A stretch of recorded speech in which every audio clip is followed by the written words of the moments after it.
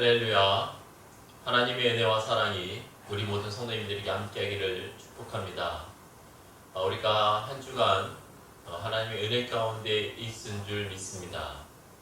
오늘도 주일인데 함께하지 못한 아쉬움이 있지만 이 복된 주일도 영상으로나마 함께 은혜 받고 말씀 가운데 거하는 한 주가 되기를 축복합니다.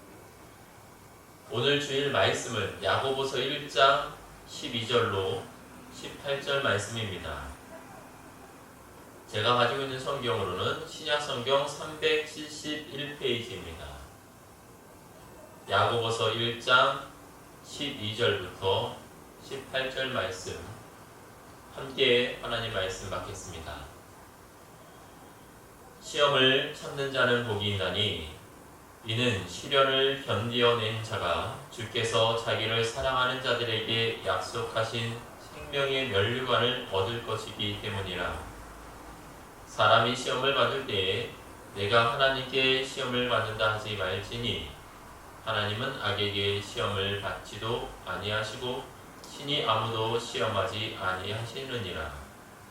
오직 각 사람이 시험을 받는 것은 자기 욕심에 끌려 미혹됨이니 욕심이 잉태한즉 죄를 낳고 죄가 장성한즉 사망을 낳느니라. 내 사랑하는 형제들아 속지 말라.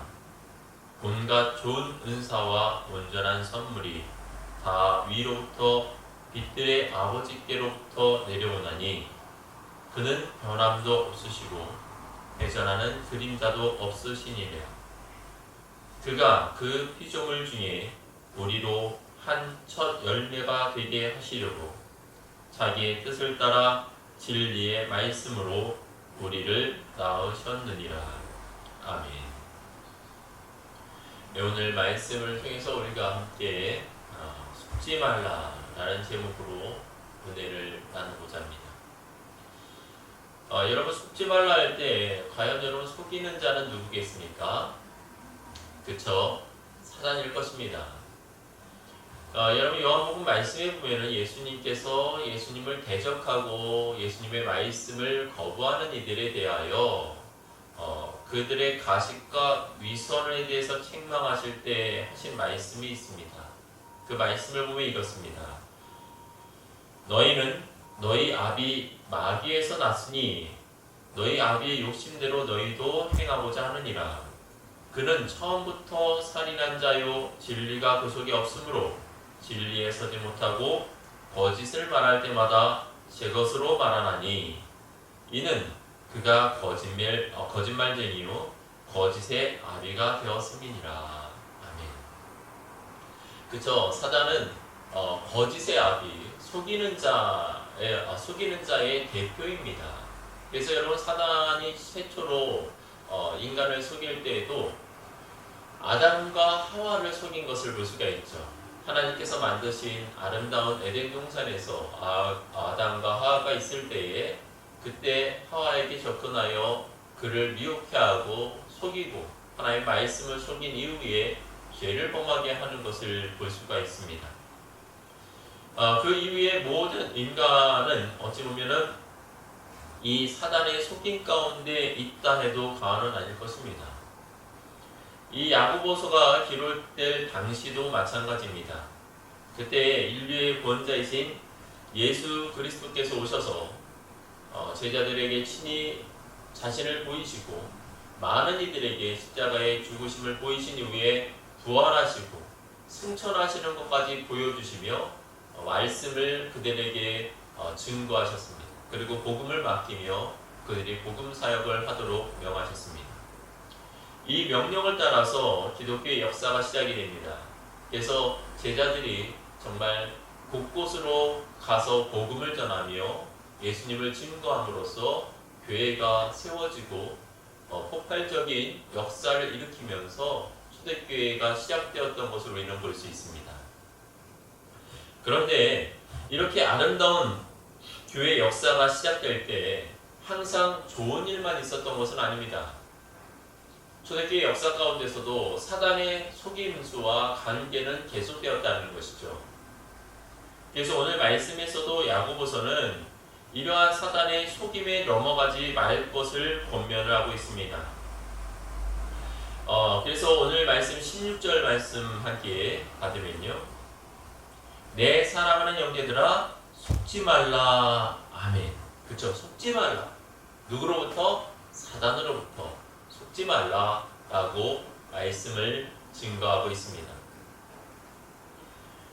이처럼 초대교회 때 예수님께서 부활하시고 승천하신 이후에 몇 해 되지 않았음에도 불구하고 사단은 여전히 역사하며 말씀을 회방하고 그리스도인들을 속이며 어떻게든 믿음에서 벗어나게 만들려 했던 것입니다.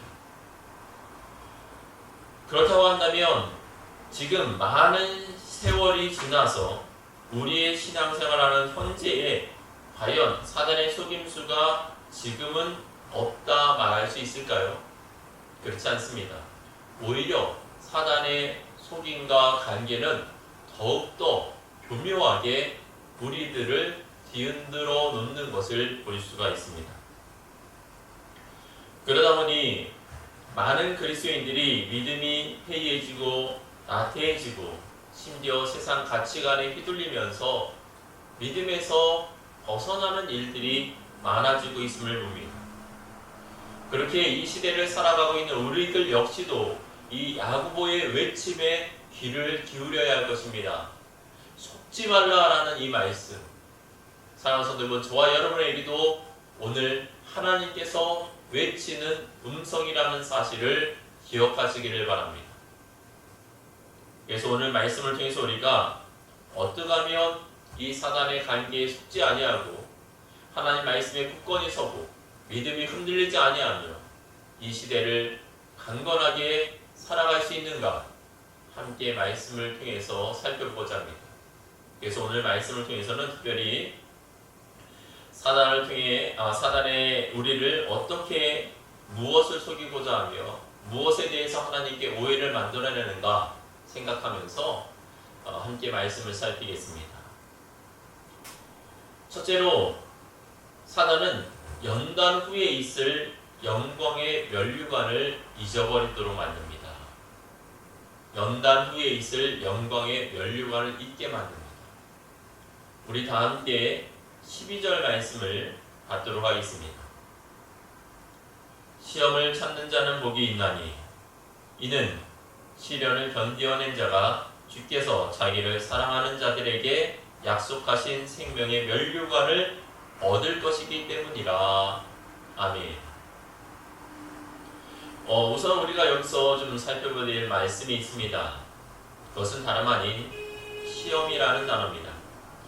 오늘 본문에서 우리말로 시험이라고 해석해 놓은 이 단어가 여러 번 보일 수가 있는데, 이 시험이라는 단어를 우리는 시험이라는 하나의 단어로 해석을 했지만 사실 원어적인 의미로 본다면 이 시험이라는 이 단어에는 몇 가지 의미가 있습니다. 특히 12절에서 말하고 있는 시험이라는 단어와 13절에서 말하고 있는 시험이라는 단어는 전혀 다른 의미를 가지고 있음을 우리는 알아야 합니다. 앞서 12절에서의 시험이라는 단어는요, 연단이라는 의미를 가지고 있고 13절에서의 시험이라는 단어는 유혹이라는 의미를 담고 있는 언어적 개념이라고 보시면 되겠습니다. 그래서 우리를 연단하시는 분은 하나님이시죠. 그러나 우리를 미혹하고 유혹하는 자는 누구겠습니까? 사단입니다. 이처럼 동일한 시험이라고 해석해 놓은 이 단어 속에는 주체적인 의미, 그러니까 시험에 주된 그 시험에 주시는 분이 바로 하나님이시고, 우리를 유혹하는 일은 사단을 뜻하는 것을 볼 수 있습니다. 하나님께서 우리를 연단하실 때에는 목적이 있습니다. 우리의 믿음을 강화시키고 그리스도인으로서 성장케 하며 온전하게 하고자 할 때 우리를 연단하시고 우리에게 연단을 허락하십니다. 그리고 이 연단을 통해서 믿음의 훈련을 잘 통과하고 성숙한 그리스도인으로 거듭날 때 하나님은 그러한 자에게 은혜를 베푸시며 동시에 영광의 면류관을 씌워주십니다. 그러나 사탄이 주는 이 유혹은 다릅니다. 사탄이 주는 유혹의 목적은 우리로 하여금 믿음에서 넘어지게 하고 믿음에서 떠나 세상으로 돌아가게 하는 것, 즉 죄악 가운데 머물게 하는 것, 그것이 사단의 목적이라는 사실입니다. 우리는 이것을 잊어버리면 안 됩니다. 사단의 유혹 가운데 있게 되면 하나님의 은혜를 빼앗기고 하나님의 축복을 빼앗기게 됩니다. 그리고 결국 망하는 길로 갈 수밖에 없습니다. 방금 읽은 본문 12절에서의 시험은 앞서 말했듯 하나님의 연단의 개념입니다. 그렇게 이 시험은 어떻게 해야 됩니까? 믿음의 시련이기 때문에 참고 인내하는 것이 필요합니다. 그럴 때 어떻다? 복이 된다 라고 말하는 것입니다. 그래서 이 연단을 통해서 우리는 훈련을 받고 강한 군사로 거듭나며 온전한 그리스도인이 되어지는 것입니다. 일례로 출애굽한 이스라엘 백성들을 생각해 보시면 좋습니다. 출애굽한 이스라엘 백성들이 약속의 땅 가나안으로 갑니다. 그런데 이 가나안으로 갈 때 하나님께서 바로 가나안 땅으로 들여보내면 좋겠는데 그렇지 아니하고 이 광야 40년이라는 세월을 광야 가운데서 훈련을 받게 합니다. 이 광야의 40년의 훈련은 그 계기는 이스라엘의 패역함이었죠. 가나안 땅을 40일간 정탐한 후에 그럼에도 불구하고 악평을 해왔을 때 하나님께서 그들의 악평에 대해서 징계하신 것이 40년의 광야 방황입니다. 그러나 동시에 이 40년의 방황은 징계의 의미만 있는 것이 아니라 하나님의 사랑의 개념도 담겨 있습니다. 이스라엘 백성들은 가나안 땅에 들어갔을 때 가나안 족속들과 전쟁해야 되는 일이 벌어지는데 그때 그들의 마음이 녹아지지 아니하도록 하기 위해서, 다시 말한다면 하나님을 바라보고 신뢰하며 믿음으로 그것을 이겨낼 수 있도록 하기 위해서 하나님은 40년간 광야 생활 속에서 함께 하시고 그들을 이끄시면서 하나님을 신뢰하는 법을 배우게 하신 것입니다. 그래서 이 훈련을 거친 이후에 이스라엘 백성들이 어떻습니까? 가나안 땅에 입성을 하게 되는 것이죠. 이처럼 광야의 연단은 어찌 보면 시련일 수도 있겠지만 다른 의미로 본다면 하나님의 손길이며 우리를 강대하게 하여 하나님의 복 가운데 온전히 서게 하시려는 하나님의 뜻이기도 하며 사랑의 표현이기도 한다라는 사실을 우리는 기억해야 됩니다. 쉽게 생각한다면 우리의 자녀를 생각해 보십시오. 우리가 자녀를 키울 때 우리 사랑하는 자녀들을 어떻게 키웁니까? 품 안에 품기만 하는 것이 아니죠. 어렸을 때 갓난아이일 때는 항상 품 안에 키우지만 조금 성장하게 되면 유치원에 보내고 유치원을 졸업하면 초등학교, 중학교, 고등학교 이렇게 각 단계에 맞는 학업을 배우도록 우리는 자녀들을 학교로 보내게 됩니다. 그때 우리의 자녀들은 어떻습니까? 유치원에 가거나 학교에 가는 것이 늘 달가운 것만은 아닙니다. 제가 종종 유치원에 가는 아이들을 볼 때가 있는데 그때 보면은 그 아이들이 울며 불며 엄마랑 떨어지지 않으려고 하는 모습도 종종 보게 됩니다. 그들에게 있어서 유치원은 엄마와 헤어짐이고 엄마와 떨어지는 어찌 보면 견디기 힘든 시험이기도 할 겁니다. 그럼에도 불구하고 부모들은 어떻습니까? 유치원에 울더라도 보내게 됩니다. 그리고 초등학교도 울더라도 보내게 됩니다. 여러분, 자녀들을 그렇게 울더라도 보내는 이유와 목적이 무엇입니까? 자녀들에 대해 어찌 보면 너 한번 골탕 먹어봐라, 너 한번 고생해봐라 하며 보내는 부모가 있겠습니까? 아닙니다. 유치원 과정을 통해서 그 아이가 성장해야 되고 초등학교 과정을 통해서 또한 더 많은 것을 배워야 하고 중학교, 고등학교 세월을 통해서 그 아이가 사회성을 배우게 되고 더 나아가 대학교를 통해서 그 아이가 나아가야 될 진로와 자신의 인생을 계획하게끔 돕고자 우리는 자녀들을 학업에 보내게 됩니다. 그러나 자녀들의 입장에서 한번 생각해 보십시오. 자녀들 가운데 마냥 공부가 즐겁고 마냥 학교 생활이 기쁘기만 한 자녀들은 그렇게 드물 것입니다. 어렵고 힘들죠. 숙제도 해야 됩니다. 시험도 봐야 됩니다. 선생님을 만나면서 좋기도 하지만 때로는 꾸중도 받습니다. 자녀들은 힘들죠. 그러나 그 힘든 과정이 어떻습니까? 자녀를 온전케 하는 줄 믿습니다. 그래서 우리는 우리의 자녀들을 학교에 맡기게 되고 선생님께 맡기는 것이죠. 마찬가지입니다. 믿음의 삶에 있어서도 우리가 믿음의 삶을 살아갈 때 여러 가지 연단이 있지만 이 연단이 어떻습니까? 우리를 온전케 하고 성숙케 하고 바로 세우는 과정이라는 것입니다. 야고보서 기자가 말씀을 기록할 때에는 우리가 지금 살고 있는 시대보다 더 큰 어려움이 많았습니다. 그때 당시에는 믿음이 있다라는 이유 하나만으로도 큰 시련과 역경에 부딪혀야 해요. 심지어는 자신의 목숨까지도 내어놓아야 하는 어려운 지경에 빠지게 될 수도 있었습니다. 그러한 연단에 있을 때 그리스도인들이 하나님에 대해 오해를 한 것입니다. 사단이 속삭이는 것입니다. 뭐라고 속삭이겠습니까? 야, 너가 정말 하나님의 사람이 맞아? 그런데 왜 너한테 어려움이 오겠어? 야, 하나님이 널 사랑하는 게 맞을까? 그렇게 사랑한다면 너에게 왜 이런 어려움이 있지? 혹은 세상의 사람들을 사용해서 우리를 또한 흔들어 놓습니다. 야, 너가 그렇게 믿음 생활 열심히 하는데 야, 너 그렇게 예수님을 믿어서 너에게 도움이 된 게 뭐가 있어? 야, 너 지금 죽을 위기에 가운데 있는데 그것은 바로 네가 믿는다고 했기 때문이야. 그 믿음을 버리면 너는 살 수 있어. 라고 하며 온갖 말로 그리스도인을 속이고 믿음에서 떠나도록 만드는 것입니다.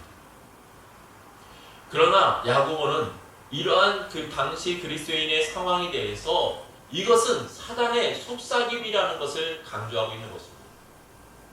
그래서 어떻습니까? 속지 말라 라고 단호하게 말씀을 하는 것입니다. 시험을 참는 자가 복이 있다. 하나님부터 옳다 인정함을 받게 된다면 그 사람에게는 생명의 면류관, 영광의 면류관이 씌어지게 될 것이다 라고 강하게 말씀하고 있습니다. 사랑하는 성도 여러분, 우리 가운데도 지금 어려운 연단의 과정을 겪고 있는 분들이 계실 것입니다. 삶의 시련과 여러 가지 어려움과 경제적인 위기와 사랑과의 갈등과 혹은 가정 안에서의 어려움을 겪고 있는 분들이 분명히 계실 것입니다. 그러나 이때에 여러분, 사단의 속삭임에 속아서 하나님을 오해하지 마시길 바랍니다.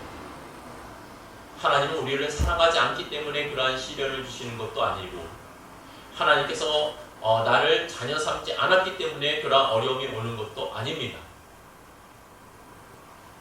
하나님께서는 오히려 그러한 어려움과 시련 속에서 우리가 딛고 일어서서 믿음으로 승리하기를 원하시며 더 온전한 그리스도인이 되기를 원하시기 때문에 잠깐 연단을 허락하신 것뿐입니다. 그때 사단은 여러분에게 속삭일 것입니다. 하나님이 너를 사랑하지 않는 거야. 너는 하나님의 자녀가 아닌 게 맞아. 너는 그렇게 믿음 생활해봐야 아무런 도움을 받을 수 없어. 이렇게 속삭일 것입니다. 그럴지라도 믿음으로 사단의 속삭임을 물리치고 굳건히 진리 위에 서서 담대함으로 이겨 영광의 면류관, 생명의 면류관을 얻는 저와 여러분 되시기를 축원합니다. 둘째로 사단은 하나님이 주신 복을 망각하게 만듭니다. 하나님이 주신 복을 망각하게 만듭니다. 우리 본문 17절 말씀 상반절만 함께 말씀을 받도록 하겠습니다. 온갖 좋은 은사와 온전한 선물이 다 위로부터 빛들의 아버지께로부터 내려오나니. 아멘. 여러분, 야고보 기자는 삶의 시련이 오는 것, 역경이 올 때에 하나님이 주실 영광의 면류관을 바라보면서 잘 이겨내라라고 우리에게 말씀했습니다. 그리고 나서 정말 좋은 것이 있다, 정말 복된 것이 있다 라고 말하며 무엇을 언급했습니까? 두 가지를 언급합니다. 각양 좋은 은사와 온전한 선물이 다 누구로부터 온다? 하나님으로부터 온다. 여러분, 하나님을 믿는 분들 중에서도 간혹 그렇게 생각하시는 분들이 계십니다. 하나님은 나에게 별 은혜를 베푸시지 않는 것 같아요. 하나님은 많은 사람들에게 복을 주지만 나에게는 복을 주지 않는 것 같아 라는 생각을 합니다. 흔히 어떤 분이 하나님부터 큰 복을 받았다, 큰 은혜를 받았다 간증을 합니다. 그러면 어떻습니까? 와, 좋겠다, 너무 부럽다. 근데 그 뒤에 드는 마음은 뭡니까? 나에게도 좀 그런 은혜가 임했으면 좋겠는데 나에겐 그런 것이 안 오지, 나에겐 그런 은혜가 없더라고 하면서 아쉬워할 때가 있죠. 여러분, 그것은 뭡니까? 하나님께서 내게 베푸신 은혜에 대해서 확신하지 못하고 의심하는 것이죠. 사랑하는 성도 여러분, 하나님은 한 사람만의 하나님이 아닙니다. 하나님은 어떠한 특정인만의 하나님이 아닙니다. 하나님은 우리 모든 믿는 사람들의 하나님이시며 하나님은 모든 믿는 자녀들에게 은혜 베푸시기를 기뻐하시고 또한 그것을 원하시는 분이 하나님이십니다. 그럼에도 불구하고 우리가 어찌 보면 온전한 은혜 가운데 거하지 못하고 하나님을 믿지 못함으로 인해서 그 은혜를 누리지 못할 때가 많습니다. 여러분, 야고보서 당시에도 이러한 그릇된 오해가 있었던 것으로 보입니다. 그도 그럴 것이 앞서 말씀드렸지만 야고보서가 기록될 때 당시 기독교인의 상황이 어떻습니까? 매우 열악한 상황입니다. 믿음의 생활을 한다는 이유만으로도 잡혀서 맹수와 싸워 목숨을 잃는 일이 벌어지게 되고, 심지어는 그리스도인들끼리 싸움 붙여서 죽이는 일이 벌어지게 되고, 혹은 창검에 찔려 죽는, 혹은 십자가에 화형을 당하기도 하는 이런 엄청난 극악한 환경 가운데 놓였던 것이 사실입니다. 이러한 상황 속에서 그리스도인들이 세상 사람들을 바라보면 어떻습니까? 와, 저들은 하나님을 믿지도 않는데도 저렇게 평안하게 살고 있고 어찌 보면 떵떵거리며 살고 있네. 근데 나는 믿음을 가졌다는 이유 하나만으로 이렇게 괴로움을 당하고 있는가? 그러면서 어떤 마음이 들겠습니까? 정말 하나님은 나를 사랑하시는가? 이러한 생각에 빠지게 되는 것입니다. 그때 사단이 속삭이게 되죠. 야, 거봐, 좋은 것은 네가 당장 풍요로워지는 거야. 너 하나님 믿는다고 해서 풍요로워지지 않았잖아. 야, 세상에 권력이 좋은 거야, 명예가 좋은 거야. 그러면서 어떻습니까? 우리의 인식 가운데 진짜 복이 마치 물질이나 명예나 권력에 있는 것처럼 생각하게 만든다는 것이죠.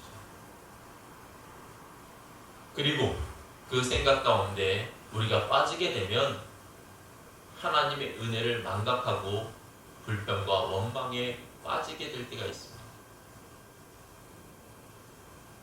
그래서 어떻게 보면 야고보는 이러한 그리스도인의 왜곡된 복의 개념을 정립해 줄 필요가 있었던 것입니다. 그래서 오늘 본문에서 그 좋은 복이 무엇인가를 말하는데 무엇이라고 말합니까? 각양 좋은 은사와 온전한 선물이 위로부터, 하나님으로부터 오는 것이다 라고 말씀하고 있습니다. 이 말을 잘 새겨보시기 바랍니다. 야고보는요, 하늘에서 조화가 혹은 명예와 권세가 임하는 것이 위로부터 온다라고 하지 않았습니다. 각양 좋은 은사와 온전한 선물이 복이라는 것이죠. 다시 말한다면 그리스도인들이 정말 추구하고 복된 것이라고 여겨야 될 것은 금은 보화나 명예와 권력이 아니라 무엇이다? 하나님께서 주시는 은사와 온전한 선물에 관심을 가지고 그것이 복인 것임을 깨닫고 기뻐하고 감사해야 된다라고 말씀하는 것입니다. 그렇다면 은사가 무엇인가를 생각해야 합니다. 은사가 무엇입니까? 하나님께서 각 사람에게 주신 재능이나 능력 혹은 달란트라는 것이 바로 은사라고 할 수가 있습니다. 그리고 이러한 은사를 주신 목적은 무엇일까요? 교회를 섬기고 성도를 섬기고 하나님의 나라를 세워가는 데 쓰임받으라고 이러한 은사를 주십니다. 달리 말한다면 어떤 사람이 진짜 복 있는 사람이다?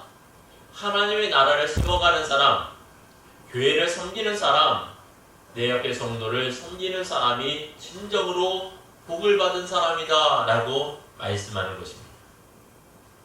그리고 또한 온전한 선물이 복이라고 했는데 이 온전한 선물이 무엇입니까?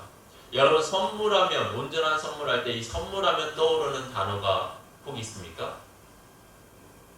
아마 여러분이 많이 들어보신 단어일 겁니다. 신앙생활하면 항상 듣는 말이죠. 은혜라는 단어입니다. 여러분 은혜가 무엇입니까? 받을 자격이 없는 자에게 거저 베풀어지는 호의, 특별히 하나님께서 베푸신 것을 우리는 은혜라고 말합니다.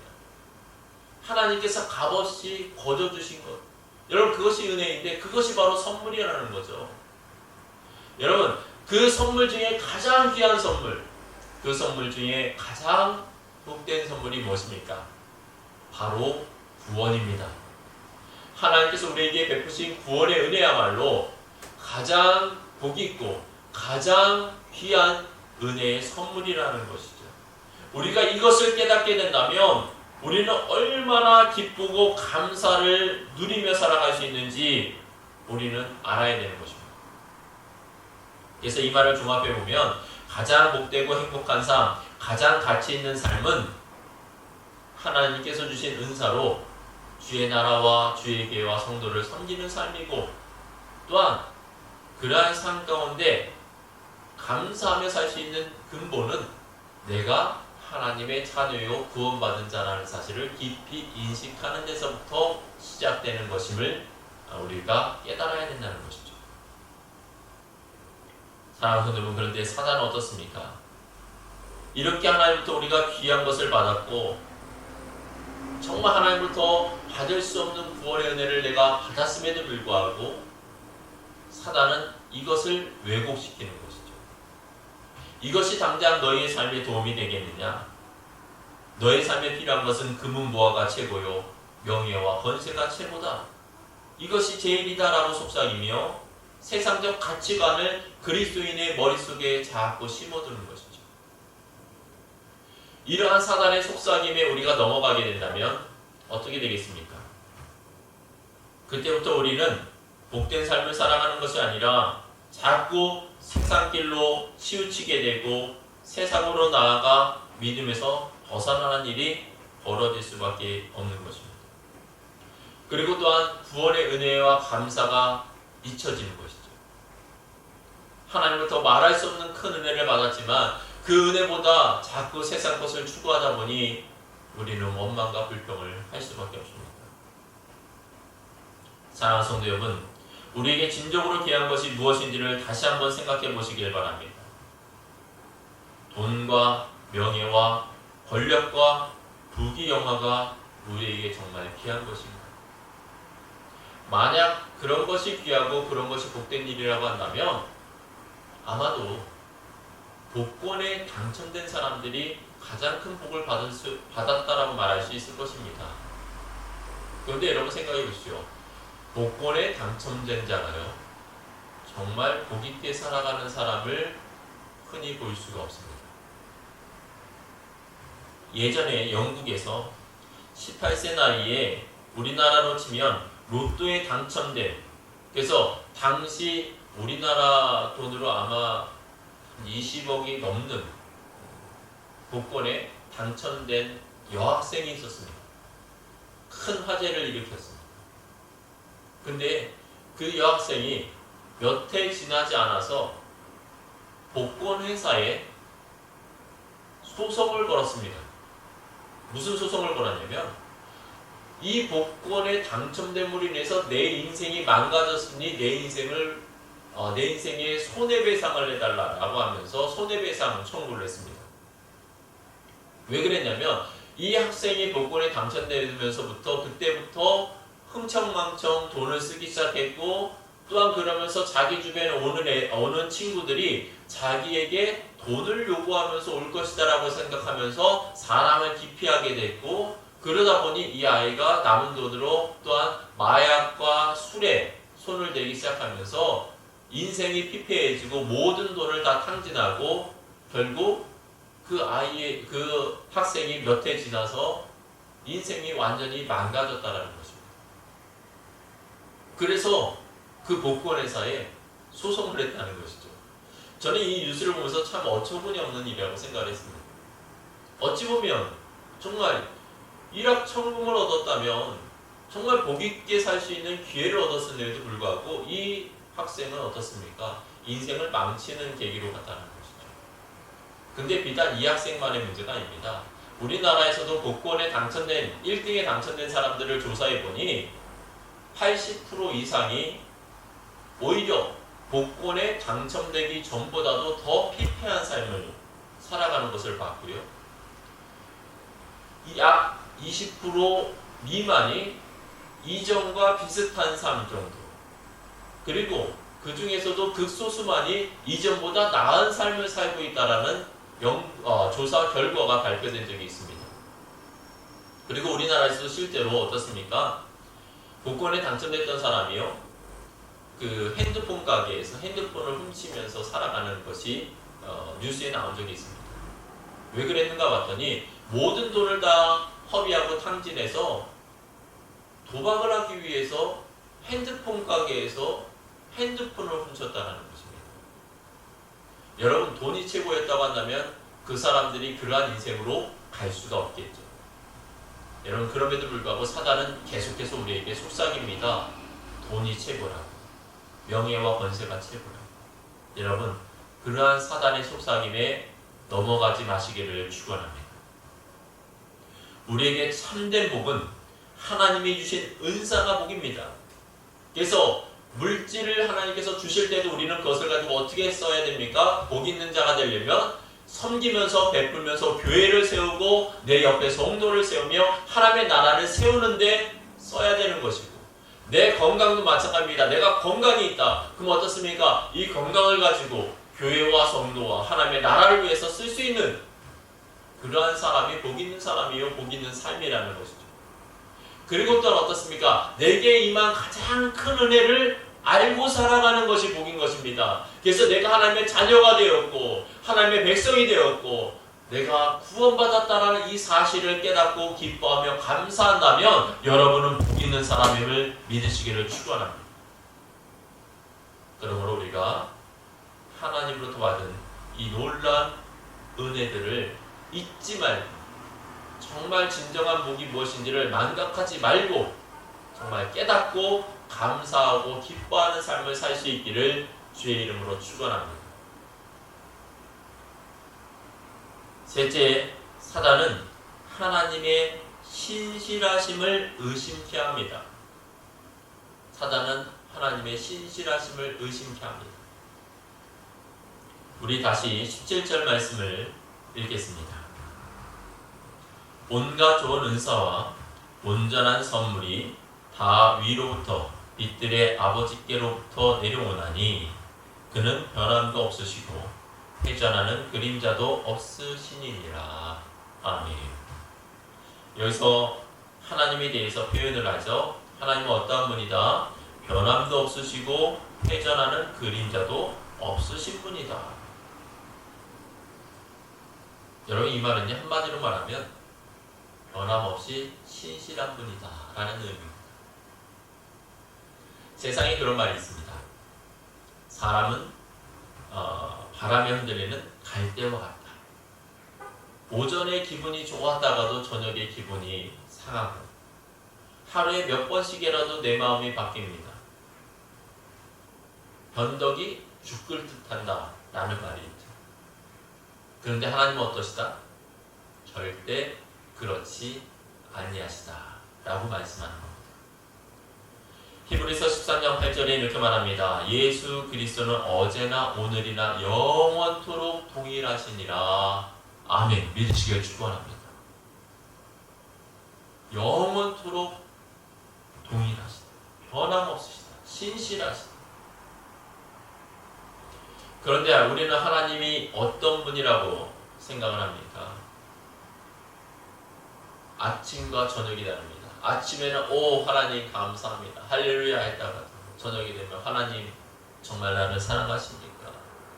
하나님 정말 하나님이 전능하심이 나에게도 임하는 것입니까? 교회 왔습니다. 말씀을 들을 때 아멘 할렐루야 합니다. 근데 이 교회를 나가는 순간 어떻습니까? 세상 전심을 다시 다 짊어지고 집으로 갑니다. 그러면서 우리는 하나님을 자꾸 의심하죠. 과연 하나님이 지금도 역사하시는가? 하나님이 지금도 나를 사랑하시는가? 하나님은 지금도 나와 동행하시는가? 왜 이런 일이 벌어질까요? 하나님이 변하시기 때문일까요? 아닙니다.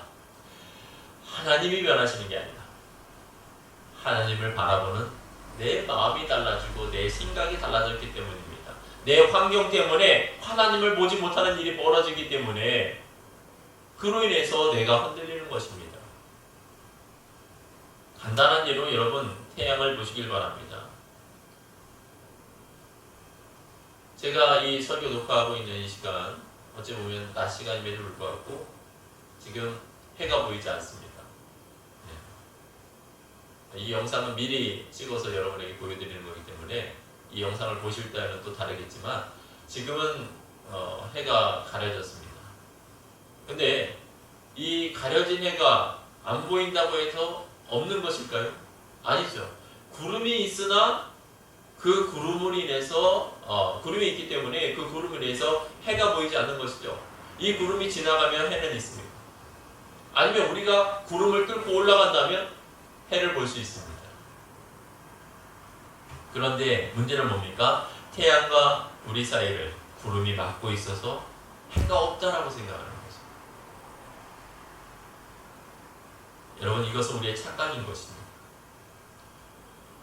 우리의 신앙의 삶도 마찬가지입니다. 전에는 하나님과 교통을 하고 하나님의 은혜를 누리며 기도하며 응답받는 그런 축복의 삶을 내가 경험을 했었습니다. 그런데 어느 순간부터 말씀을 통해서 은혜를 받지 못합니다.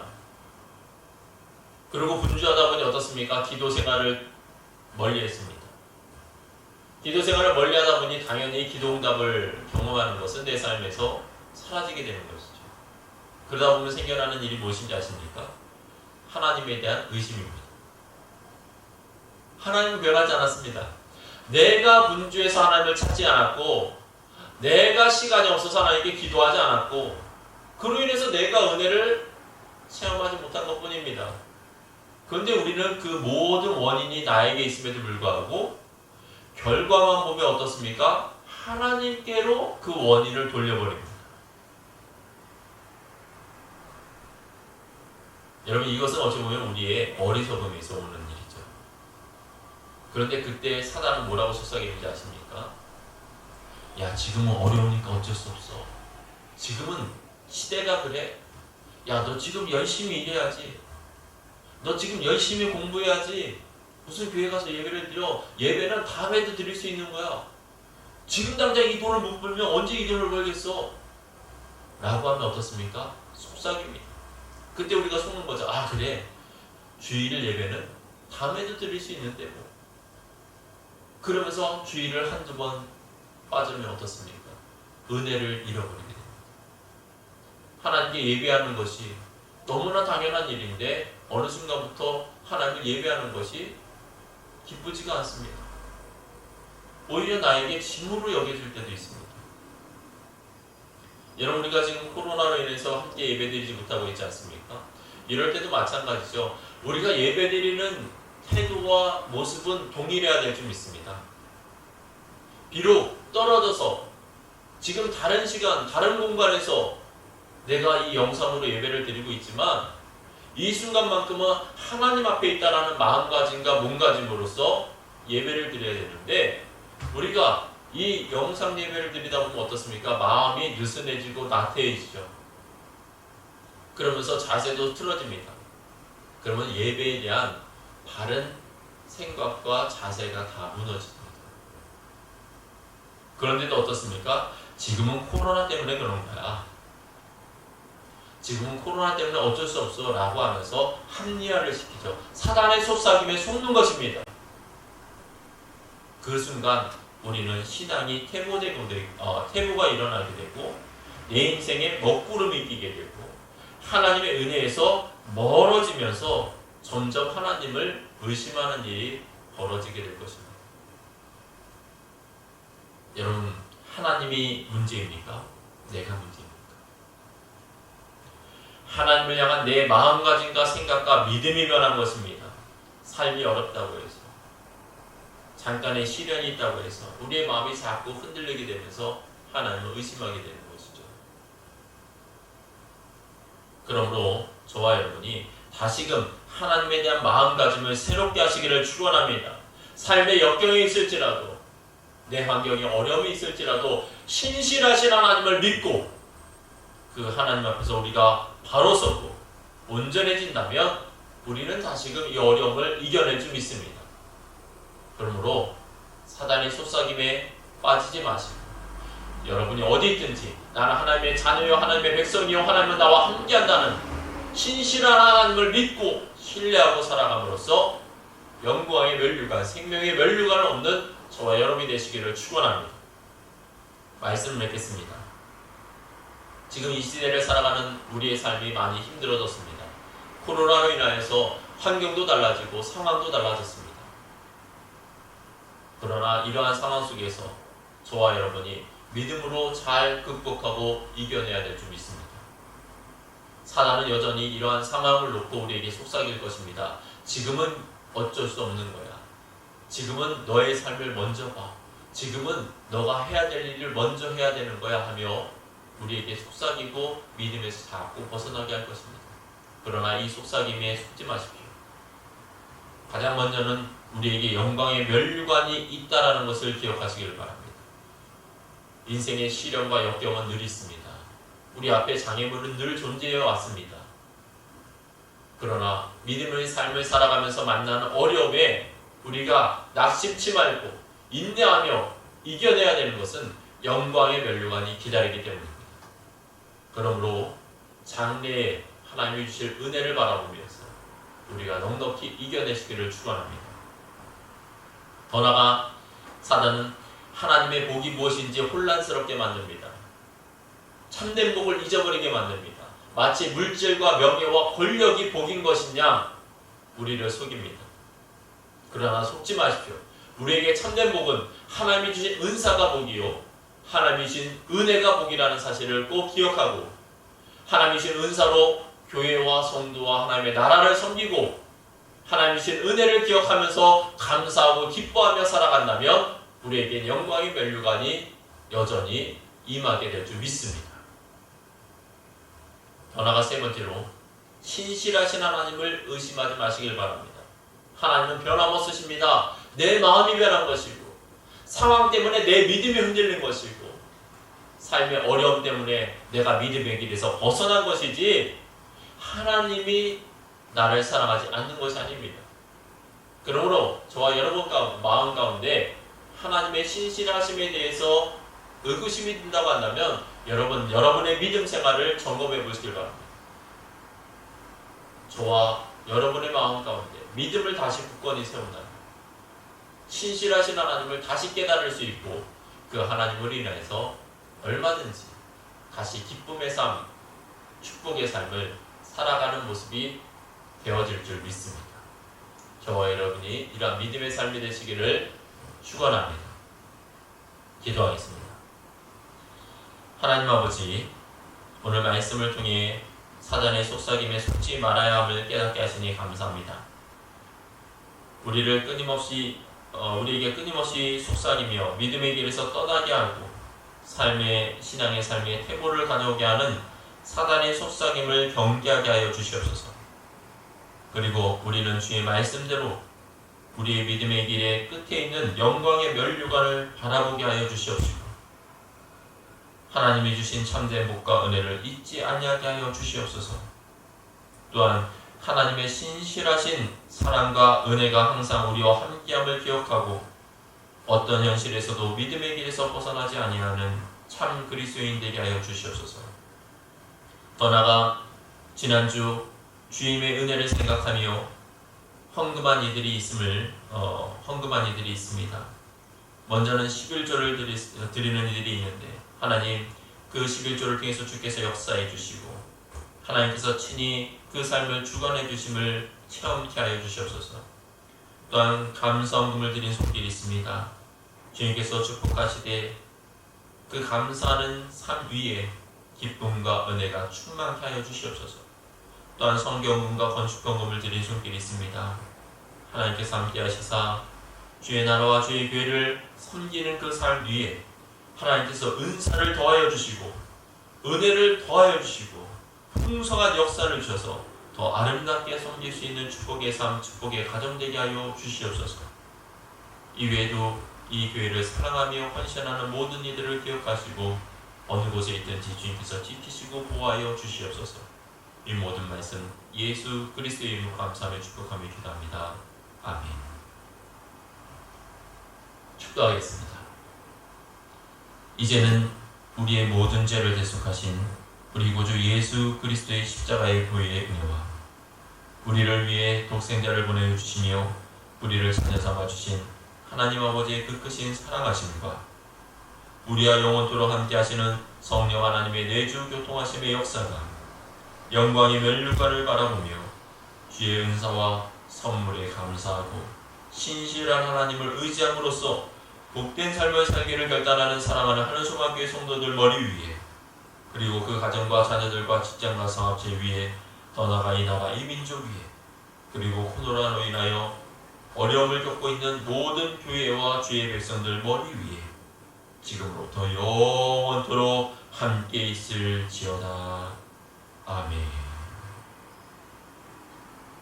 한 주간도 믿음으로 승리하는 복된 삶이 되시기를 축복합니다.